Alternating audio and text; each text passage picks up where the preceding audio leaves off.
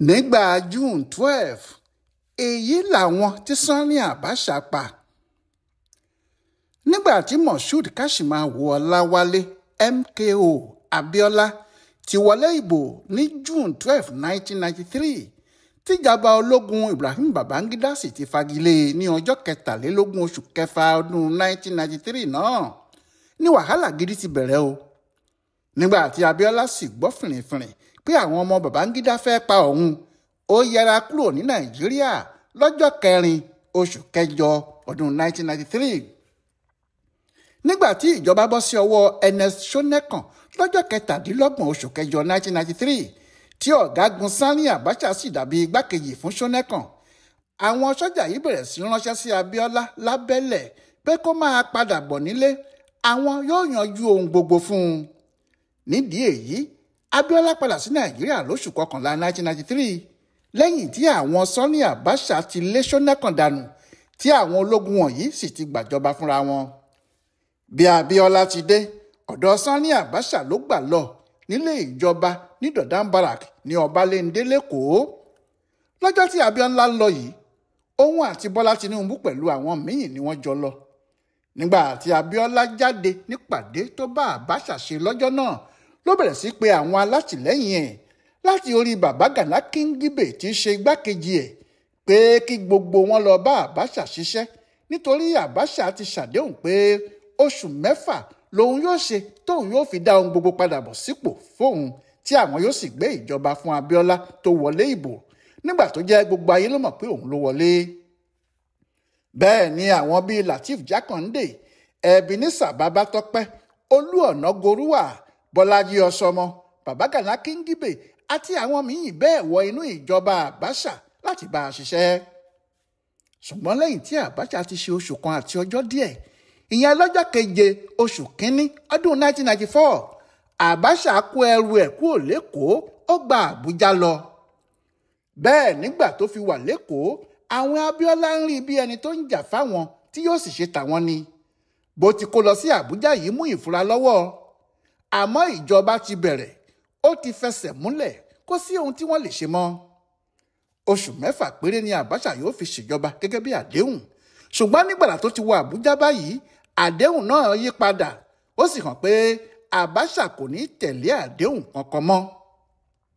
Abacha ò sọ̀rọ̀ o, ṣùgbọ́n ẹni tó la ọ̀rọ̀ náà mọ́lẹ̀ ní David Mark. òun ló sọ nínú oṣù kẹrin 1994 pé Abacha ò ṣetán láti gbéjọba sílẹ̀ títí ọdún 1999 ní àsìkò tí àwọn nígbàgbọ́ pé àwọn olóṣèlú yóò ti kọ́ ẹ̀kọ́, wọn yóò sì lè ṣe ohun tó yẹ kí wọ́n máa ṣe. pé ẹni tó bá ń retí pé àwọn yóò dájọba kan padà fáwọn olóṣèlú ní kíákíá bẹ́ẹ̀, bí ẹni tó jókòó sétí omi tó ń wò ṣẹ́jú akànni o, tòun yóò pẹ́ kọrin kése. nígbà yẹn ni MK Abiola jáde bí ẹni tí iná burúkú jó. ó sọ fún gbogbo ayé pé Abacha àti àwọn èèyàn ẹ̀ ti gbá òun o, àmọ́ òun ò ní gbé àṣẹ agbára táwọn ọmọ Nàìjíríà fóun pẹ̀lú ìbò June 12 náà sílẹ̀, kí gbogbo wọn sì mọ̀ pé ìjọba ayédèrú làwọn sọ́jà yìí ń ṣe, torí òun Abiola tí aráàlú dìbò fún ló yẹ kí òun máa ṣèjọba lọ. ló bá ní kí àwọn tí òun fà kalẹ̀ kí wọ́n kúrò nínú ìjọba náà nítorí àwọn Abacha ti yẹ àdéhùn tí wọ́n bá òun ṣe. àmọ́ àwọn yẹn ò dá lóhùn o, ta ló ń foyín sẹ́nu tó ń tú dànù. kinní náà ti ń dùn mọ́ wọn, ìyẹn ipò mínísítà. nígbà náà ni bàbá Adékúnlé Ajásìn kó àwọn àgbàlagbà Yorùbá tó kù jọ, àwọn bíi Bọ́lá Ìgè, Abraham Adésànyà, Kòfó Akérèlé Bọ́knà àti àwọn míì. gbogbo wọn sì fohùn ṣọ̀kan pé ohun tí wọ́n ṣe fábíọ́lá yìí ìrẹ́jẹ burúkú ni wọ́n bá pe àwọn ẹni bí ẹni mọ́ ara wọn. gbogbo àwọn tí wọ́n nígbàgbọ́ pé àwọn ológun lé àwọn olóṣèlú jẹ ni, pé kò sì sóhun tí àwọn gbọ́dọ̀ ṣe ju kí àwọn dìde láti kojú wọn lọ. ní ọjọ́ 15 oṣù karùn-ún ọdún 1994, wọ́n dá ẹgbẹ́ NADECO sílẹ̀, ẹgbẹ́ tí kò sí irú ẹ̀ ní Nàìjíríà rí, nítorí láti ilẹ̀ Haúsá àti ilẹ̀ Ìgbò làwọn èèyàn ti wá, bó tilẹ̀ jẹ́ pé àwọn Yorùbá ló pọ̀ jù nínú wọn. àmọ́ nígbàrà tí wọ́n ti dá NADECO yìí sílẹ̀ ni wàhálà ti dé o, nítorí lọ́jọ́ 21 oṣù karùn-ún May 31, 1994, ọ̀gá àwọn ọlọ́pàá pátápátá nígbà náà Ibrahim Kumasin jáde, ó sì kéde pé ẹgbẹ́ tí ò bófin mu ni nàdẹ́kò, ẹgbẹ́ àwọn arúfin ni.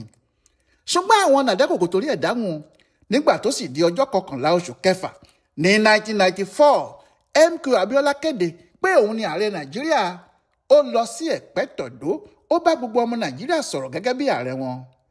Ó ní wàhálà yìí bá dé lódidi o, nítorí láti ọjọ́ náà làwọn sọ́jà ti bẹ̀rẹ̀ sí wá Abiola kiri. Látìgbà náà làwọn nǹkan burúkú sì ti bẹ̀rẹ̀ sí jálu ara wọn.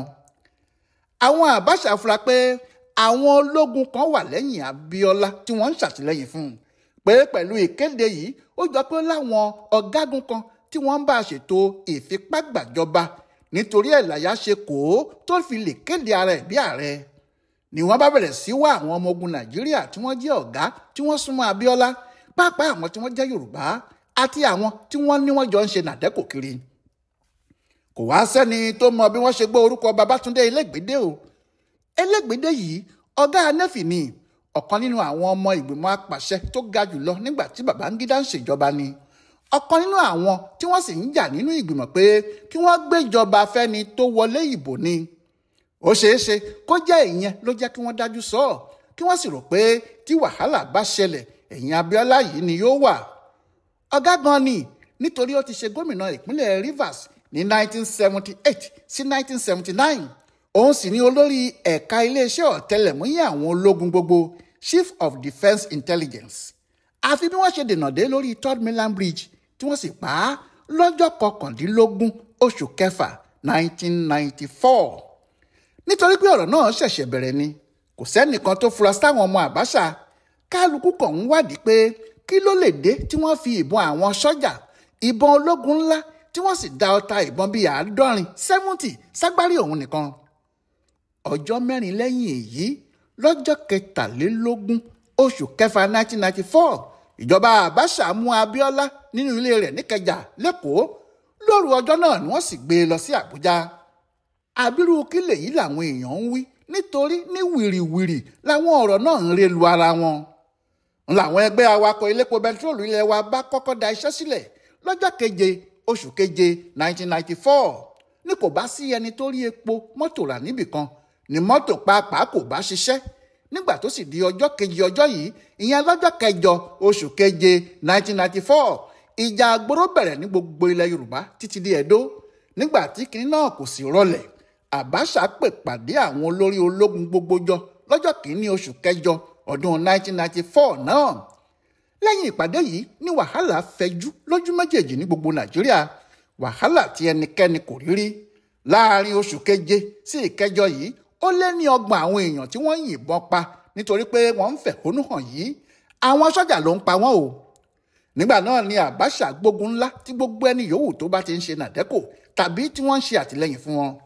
Ní ọjọ́ 19 oṣù kẹjọ August 19, 1994, àwọn ọlọ́pàá mú Wọlé Ṣóyínká, Àlàní Akínrínnádé, Anthony Enahoro, Cornelius Adébáyọ̀, wọ́n sì rọ́ gbogbo wọn dà sátìmọ́lé kíá. Bẹ́ẹ̀ ni kì í ṣe nítorí ohun méjì náà ni wọ́n ṣe mú wọn o, bí kò jẹ́ wọ́n ní wọ́n ń ṣèpàdé nàdẹ́kò ní Sheraton Hotel níkẹjà ni. Bí àwọn yẹn ti jàjàbọ́ nínú ìyẹn, wọ́n sá kúrò ní Nàìjíríà ni o. Àmọ́ ẹnìkan wà tí wọ́n fojú sí lára pé òun gan ni igi lẹ́yìn ọgbà fún nàdẹ́kò yìí. Wọ́n ní òun nìkan lówó burúkú wà lọ́wọ́ ẹ̀ bẹ́ẹ̀, àti pé owó tó wà lọ́wọ́ ẹ̀ lè dojú ìjọba dé. Bẹ́ẹ̀ wọn kò rí nípàdé àwọn nàdẹ́kò, àmọ́ wọ́n fura pé ó ń ṣe àtìlẹ́yìn gidi fún wọn. Alfred Rewani ni ọ̀kan nínú àwọn ọmọ ẹlẹ́yìn Awólọ́wọ̀ lọ́jọ́ tó ti pẹ́. Ni wọ́n bá lọ sílé ẹ̀ ní kùtùkùtù òwúrọ̀ ọjọ́ 6 oṣù kẹwàá ọdún 1995, wọ́n sì yìnbọn pa á mọ́nú ilé. Nínú yàrá ni wọ́n ti lọ pa Rewani. Kò sì sẹ́ni tó gbọ́ bí wọ́n ti pa á. Wọ́n ti lọ tán káwọn aráalé tó mọ̀ pé wọ́n ti pa bàbá àwọn. Bẹ́ẹ̀ ni ọta ìbọn àwọn sọ́jà kúnbẹ̀ kìtìkìtì. Àmọ́ ọdún 1996 ló burú jù o. Ọjọ́ 4 oṣù kẹfà ọdún náà, lásìkò tí wọ́n ń palẹ̀ ayẹyẹ àyájọ́ June 12 mọ́, ni wọ́n pa Kúdírát Abíọ́lá. Ojú ọ̀nà ni wọ́n ti dènà dé. Sergeant Rogers sì yìnbọn púpọ̀ sí lára débi pé kò sẹ́ni tó lè jí padà sáyé. Nínú oṣù karùn-ún 1996 yẹn náà, lọ́jọ́ 22, wọ́n yìnbọn pa ọ̀gá ológun Olú Ọmọ́tẹ̀yìnwá. Wọ́n ló ran àwọn nàdẹ́kò lọ́wọ́ àti pé ó súnmọ́ àwọn Àlàní Akínrìnàdé tó ti sá lọ dáadáa. Ọkùnrin oníròyìn kan tó ń bá The News ṣiṣẹ́, Bagauda Kalso, lóṣù kẹfà ọdún 1996 náà ni wọ́n wá ti. Bọ́ǹbù ni wọ́n padà fi pa nínú Dọ́bà Hotel ní Kaduna. Kò ṣẹ̀wọ̀n lẹ́sẹ̀ méjì ju pé wọ́n ló ń tú àṣírí ìjọba ológun Abacha lọ. Ọjọ́ 14 oṣù kọkànlá yìí kan náà ni wọ́n lọ ká Alhaja Suliat Adédèjì mọ́ inú ilé ẹ̀ tí wọ́n sì ní àṣírí Abacha kan wà lọ́wọ́ ẹ̀ àti pé ọ̀rẹ́ MKO Abiola gidi ni. Obìnrin níṣe ni wọ́n fìbọn já jálajàla nínú ilé ẹ̀ ní Bódìjà nìbàdàn. Ọta àwọn sọ́jà náà ni wọ́n bá níbẹ̀. Ẹni tó tún ṣòro láti gbàgbé ni Tóyìn Ọ̀nàgorúwà, ọmọ àgbà lọ́ọ̀yà ajìjàgbara tí wọ́n ń pè ní Olú Ọ̀nàgorúwà ni. Ọ̀nàgorúwà ló ti kọ́kọ́ ń bú àwọn ìjọba ológun gbogbo.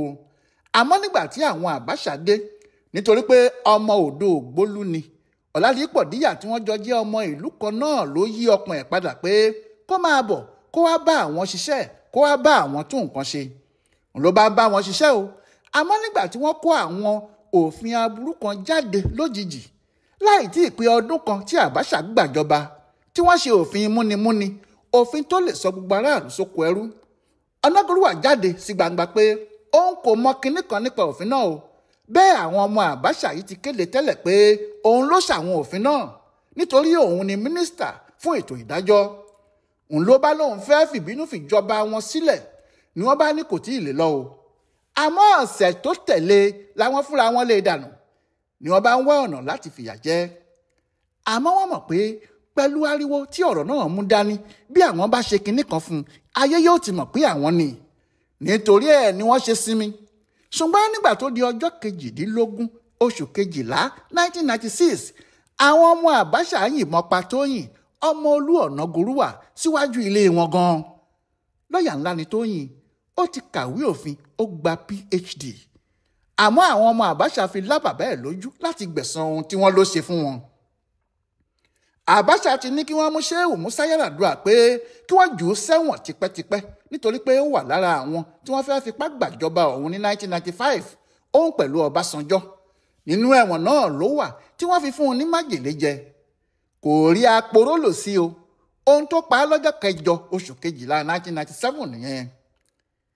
Ikú tó tún láriwo rẹpẹtẹ bẹ́ẹ̀ lọ ní ti ọkùnrin kan, ọ̀mọ̀wé Ṣọlá Ọmọ́ṣọlá, olórí elétò ààbò ní pápá ọkọ̀ òfurufú níkẹjà. Bọ́ǹbù tí wọ́n ní wọ́n kẹ́ sílẹ̀ láti fi pa igbákejì Abacha, ìyẹn Ọládìpọ̀ Díyà fúnra ẹ̀ nínú aeroplane tó fẹ́ wọ̀, pé aeroplane náà ìbá gbiná lójú òfurufú ni. Bọ́ǹbù yìí ni Ọmọ́ṣọlá ń gbìyànjú àti yọ tóró mọ́ ọ lọ́wọ́, bẹ́ẹ̀ ló kú pátápátá. Ọjọ́ 13 oṣù kejìlá 1997 ni.